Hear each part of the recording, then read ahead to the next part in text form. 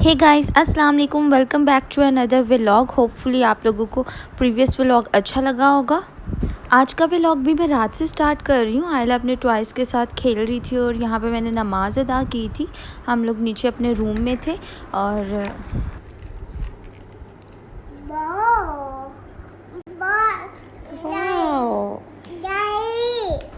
आयला अपने सब टॉयज़ में सबसे अच्छा इन ब्लॉक्स के साथ खेलती है, काफ़ी टाइम वो निकाल लेती है। इसलिए मैंने जब भी उसे बिज़ी करना होता है तो मैं इससे ब्लॉक्स दे देती हूँ, स्पेशली नमाज अदा करते वक्त। फिर वो मुझे इतना तंग नहीं करती। मेरे इन लॉज़ में हमारी ताई अम्मी उम्रा करके आई थी तो उनसे मिलने जाना था और साथ में बड़ी ताई अम्मी की बहू की ममा की डेथ हो गई थी तो उधर भी अफसोस के लिए जाना था। तो यहाँ पे मैं रेडी होने लगी थी और मैंने अपना ड्रेस रेडी कर दिया हुआ था और आयला के लिए भी मैंने ड्रेस रेडी किया था, लेकिन उसने वो उठा के रख दिया कि मम्मा मुझे नहीं पहनना। पूरे रूम में उसने टॉयज़ भी खेले हुए थे तो ये वाला ड्रेस मैंने आयला के लिए निकाला था कि आयला आप ये पहन लो, लेकिन वो उसका दिल नहीं था। खैर मैंने किसी तरह उसको रेडी किया। और अच्छा, आजकल के बच्चे इतने तेज़ हैं, वो अपनी पसंद से चीज़ें पहनते हैं। लाइक मैंने इसके लिए शूज़ निकाले लेकिन उसने कहा मम्मा मुझे ये नहीं पहनने। इसने न्यू वाले अपने शूज़ निकलवा के पहने हैं। मैं भी रेडी हो गई थी तो मैं सिंपल से ही रेडी हुई थी बिकॉज़ मैंने अफसोस के लिए भी जाना था तो ऐसे अच्छा नहीं लगता। तो यहाँ पे हम ताई अम्मी के घर अफसोस के लिए आ गए थे। भाभी बहुत ज़्यादा अपसेट थी। पेरेंट्स का रिश्ता ही ऐसा होता है कि उनके बगैर रहना बहुत मुश्किल होता है। कुछ ईयर्स पहले उनके बाबा की डेथ हुई थी और अब मामा भी नहीं थी तो वो बहुत ज़्यादा बेचारी रो रही थी। सब लोग तसल्ली तो बहुत देते हैं लेकिन सब्र फिर वक़्त के साथ ही आता है ना। और कुछ ये रिश्ता ही ऐसा होता है कि इनके बगैर रहना बहुत ही मुश्किल होता है। खैर फिर हम दूसरी ताई अम्मी की तरफ गए थे। वहाँ पे उन्होंने हमें खजूरें और ज़मज़म का पानी दिया, हमने वो पिया। और वहाँ पे मैं कोई रिकॉर्डिंग नहीं कर पाई थी बिकॉज़ वहाँ पे काफ़ी ज़्यादा लोग आ जा रहे थे। ऑलमोस्ट 1 घंटा हम लोग वहाँ पे रुके थे और उसके बाद हम लोग घर वापस आ गए थे। बिल्कुल वॉकिंग डिस्टेंस पे ही हमारे घर के साथ ही था। आयला के बाबा के सब रिलेटिव्स, ताया चाचा वगैरह बिल्कुल पास पास ही रहते हैं। उसके बाद मैं अपने रूम में आ गई थी और मैंने आके चेंज किया था। आयला से भी मैं कह रही थी कि चेंज कर लो, लेकिन वो चेंज नहीं करवा रही थी और वो अपने टॉयज़ के साथ खेलने लग गई थी आके। आयला baby, where is the baby?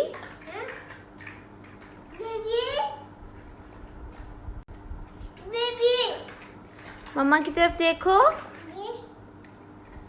मम्मा को उम्मा कर दो। आयला मम्मा को उम्मा कर दो।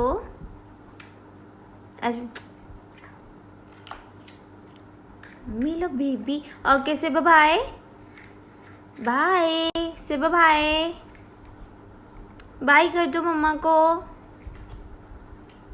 नो उसके बाद मैं आयला को लेके ऊपर आ गई थी। ऑलमोस्ट 10 o'clock हो चुके थे और मुझे बहुत भूख लगी हुई थी, इसलिए मैंने अपने और आयला के लिए रोटी बनाई। बच्चों को खाना खिलाना बहुत मुश्किल काम होता है। आयला बहुत मूडी है, उसका मूड हो तो वो खाती है, नहीं तो वो नहीं खाती। उसे मैंने कार्टून लगा दिए थे कि वो ध्यान लग के थोड़ा बहुत खा लेगी। अच्छा, कभी कभी वो बहुत अच्छा खा लेती है और कभी वो मुझे खाने में बहुत तंग करती है, पूरा पूरा दिन कुछ नहीं खाती।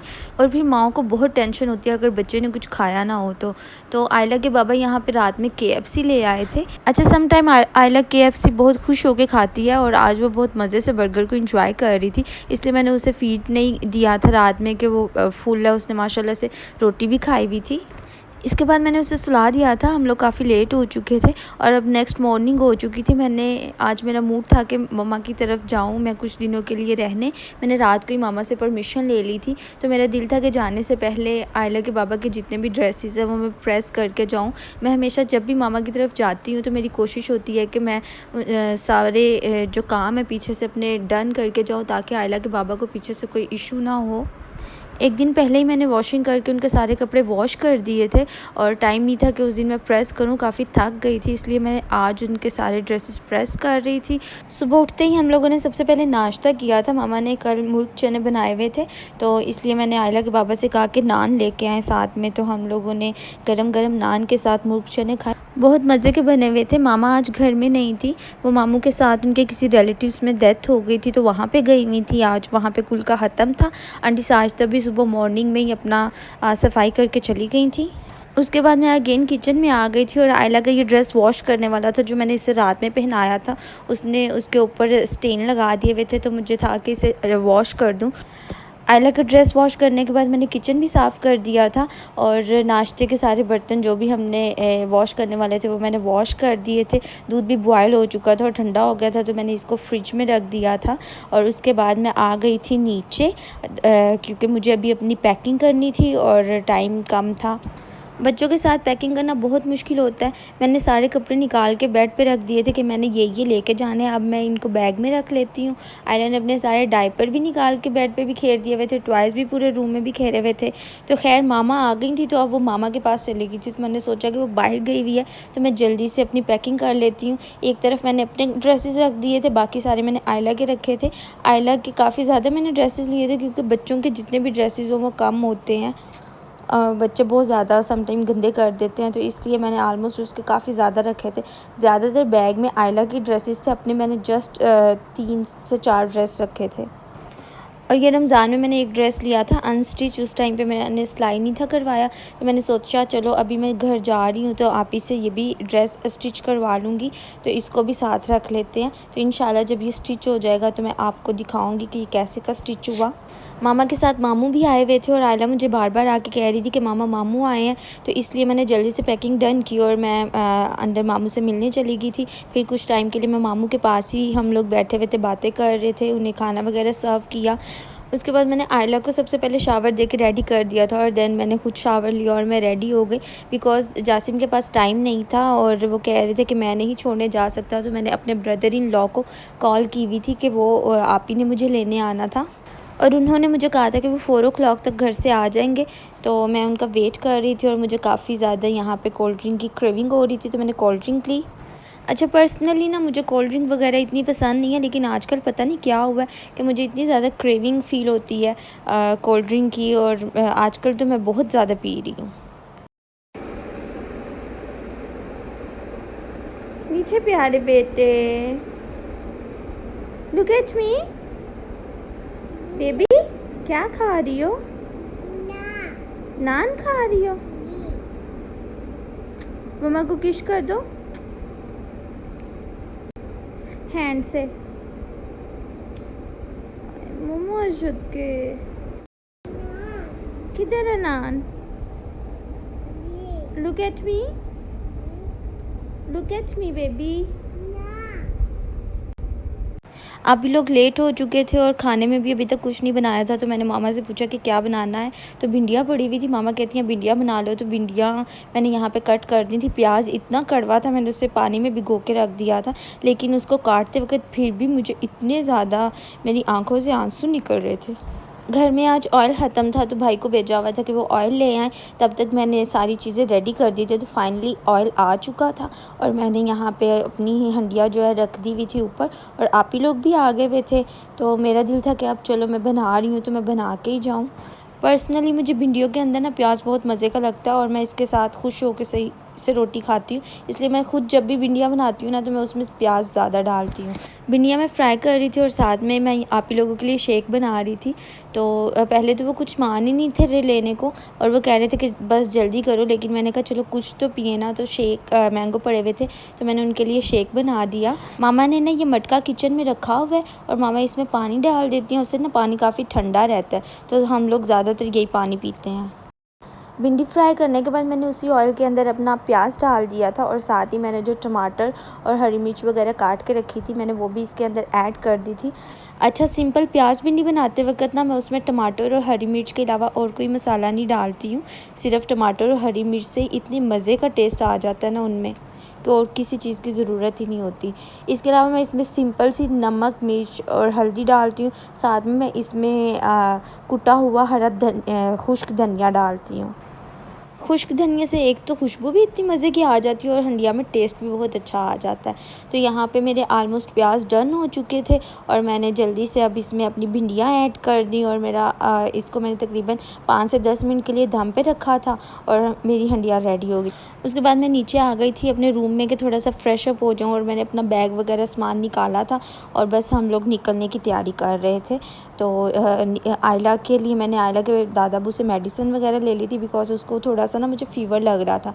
तो बस फिर हम लोग निकल गए थे नानो घर जाने के लिए, लेकिन आप ही लोगों को मैंने कुछ खिलाया नहीं था, तो मेरा दिल था कि उन लोगों को कुछ खिला दूँ मैं पहले। तो यहाँ पे हम आयला के बाबा की शॉप पे रुके थे, अलनूर फास्ट फूड पे।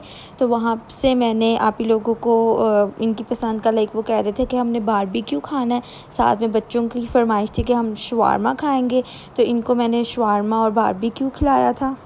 आयला अक्सर अपने चाचू और अब्बू के साथ ना शॉप पे आती रहती है, तो वो काफ़ी ज़्यादा इंजॉय करती है यहाँ पे आके। अभी भी वो बहुत खुश थी कि मैं बाबा के पास आई हूँ, और वो जल्दी से अपनी कज़न्स को लेके अंदर जा रही थी।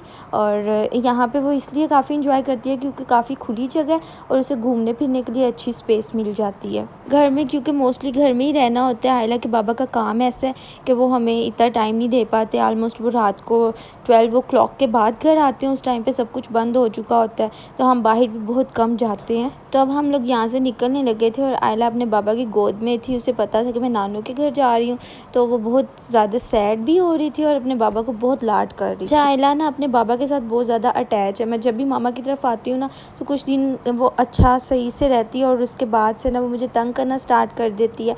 यहाँ तो उसको फ़ीवर हो जाता है, कभी उससे मोशन लग जाते हैं, वो उदास हो जाती है अपने बाबा से। और जब उसके बाबा लेने आते हैं, उसने पूरा टाइम ना अपने बाबा की गोद में रहना होता है कि कहीं ये मुझे फिर यहाँ पे छोड़ के ना चले जाएं। और उस टाइम पे वो मैं जितना भी कहूँ कि आयला मम्मा के पास आओ, वो फिर मेरे पास नहीं आती। इवन घर जाने के बाद भी ना कुछ दिन तक वो अपने बाबा से बिल्कुल भी उनको कहीं इधर उधर नहीं होने देती। आयला गाड़ी में अपनी कज़न्स को बहुत ज़्यादा तंग कर रही थी, कभी उसके बाल खींचती थी, कभी उसे हग करती थी। अपनी तरफ से ना वो इसके साथ लाडियाँ कर रही थी। हम लोग काफ़ी लेट हो चुके थे, लेकिन सिस्टर के बच्चों को था कि पार्क जाना है, क्योंकि आप इन्होंने कहा हुआ था कि मैं आप लोगों को लेके जाऊँगी, लेकिन ये लोग घर से ही इतनी लेट आए थे तो इसलिए। लेकिन बच्चों ने ज़िद की भी थी, इसलिए हम यहाँ पे हसन अब्दुल्ला रिज़ॉर्ट पे रुके थे, क्योंकि वहाँ पे पीछे काफ़ी अच्छा पार्क बना हुआ है। बच्चे उधर काफ़ी इंजॉय कर लेते हैं और वहाँ पे काफ़ी ज़्यादा वो झूले भी लगे हुए हैं, तो बच्चे खुश हो जाते हैं थोड़ी देर के लिए। तो इसलिए भाई कहते हैं कि चलो यहाँ पे हम लोग थोड़ी देर के लिए रुक जाते हैं। आयला ऑलमोस्ट मैं सेकंड टाइम आयला यहाँ पे आई थी। फर्स्ट टाइम भी मैं आप ही लोगों के साथ ही आई थी। आयला जब भी किसी न्यू जगह पे जाती है ना, तो हर चीज़ को बहुत ज़्यादा ऑब्ज़र्व करती है। तो ये इस पार्क में मैं उसको फ़र्स्ट टाइम आज लेके आई थी, तो वो हर चीज़ को ना बहुत गौर से देख रही थी कि ये मैं किधर आई हूँ और ये कैसे फ्लावर्स वगैरह हर चीज़ को टच करके देख रही थी। लेकिन खैर वो बहुत इंजॉय कर रही थी।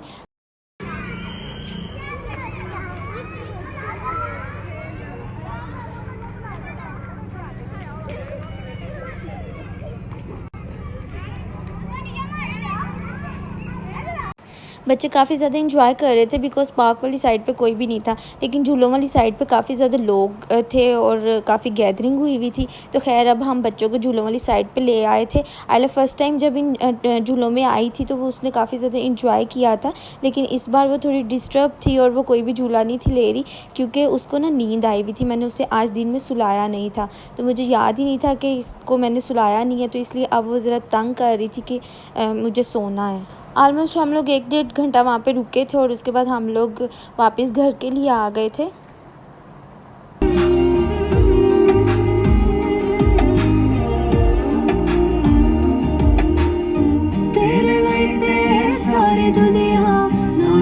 उसके बाद हम लोग रावाली पे थोड़ी देर रुके थे। वहाँ से हम लोगों ने रावाली की मशहूर कुल्फ़ी ली। आप ही का दिल था खाने का। पर्सनली मुझे ये इतनी पसंद नहीं है और आयला गाड़ी में बैठते सार ही सो गई भी थी। खैर से हम भी अब अपनी डेस्टिनेशन पे पहुँचने वाले थे, तो इसके साथ ही मैं आज का व्लॉग एंड करती हूँ। होपफुली गाइज़ आपको आज का व्लॉग अच्छा लगा होगा। चैनल को सब्सक्राइब और वीडियो को लाइक करना मत भूलना। यहाँ हम अपनी स्ट्रीट में एंटर हो चुके थे और ऑलमोस्ट 11 o'clock हो चुके थे, तो घर में तो सब मामा पापा जल्दी सो जाते हैं। आयला को भी मैं ऐसे ही जाके आराम से लटा दूंगी अगर ये सोई रही तो मिलते हैं नेक्स्ट वीडियो में एक और न्यू व्लॉग के साथ। तब तक के लिए मुझे इजाज़त दें। अल्लाह हाफिज़।